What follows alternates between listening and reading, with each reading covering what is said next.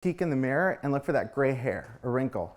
Now, what if I tell you that when people my age in their early 30s reach 70, they may be able to look and function just like today? Sounds pretty crazy, right? Well, in my lab at the University of California, San Francisco, UCSF, the question we're asking is, can aging be reversed?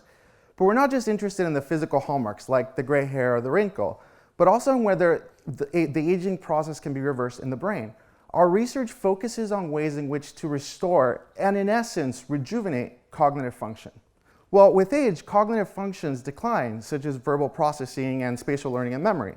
And with this functional decline comes susceptibility to neurodegenerative diseases. In fact, aging is the most prominent risk factor for Alzheimer's disease. So let's put this into everyday context. Let's say that I'm driving in the morning to work to San Francisco, and I park my hypothetical Tesla in a parking lot. Surrounding my car will be a number of familiar scenes, such as the Golden Gate Bridge, a big rainbow flag, and hopefully my favorite taco truck. When I come back from work, my brain has to remember where I parked my car. Using spatial learning and memory, my brain is going to recognize those familiar spatial cues, bridge, flag, taco truck, and guide me to my car based on its location with respect to those visual cues.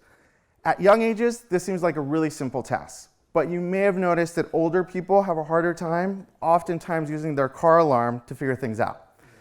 So these same exact age-related cognitive impairments that we see in humans are actually observed across species. Similar to finding a car, in my lab, we teach mice to find a hidden platform in a pool of water. And just like us, mice use visual cues to locate that platform. At young ages, those mice quickly learn how to find that hidden platform. But as the mice get older, they have a much harder time finding that hidden platform.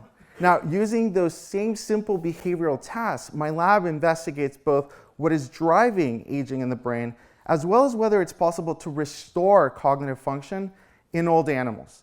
Now, in thinking about aging and rejuvenation in the brain, we took a step back and we started thinking about aging as a global process, really this systemic event that's altering every organ in our body. And we thought, what could be mediating aging at this systemic level? What connects everything in our body together? And the answer was blood.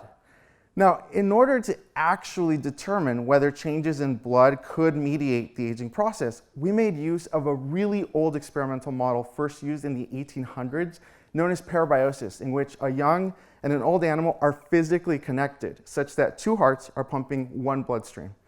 What we discovered was that young mice exposed to old blood showed premature signs of aging, while in old animals exposed to young blood, signs of aging were actually reversed. Now, these studies indicate two potential ways of rejuvenating the aging brain: by targeting pro-aging factors in old blood or introducing pro-youthful factors from young blood. Well, in a study from my lab at UCSF published last month, we identified a molecule involved in the immune system as a pro-aging factor in old blood. And interestingly, when we targeted this factor in old blood, we could actually prevent age-related cognitive decline, with these old mice missing the factor, finding that hidden platform much faster than normally aging mice. Well, this suggests that targeting individual pro-aging factors in old blood may provide a therapeutic approach to at least prevent cognitive decline. But what about the opposite? Is it possible that beneficial factors flowing through our young blood are lost as we get older, and that reintroducing them can enhance cognition in the elderly?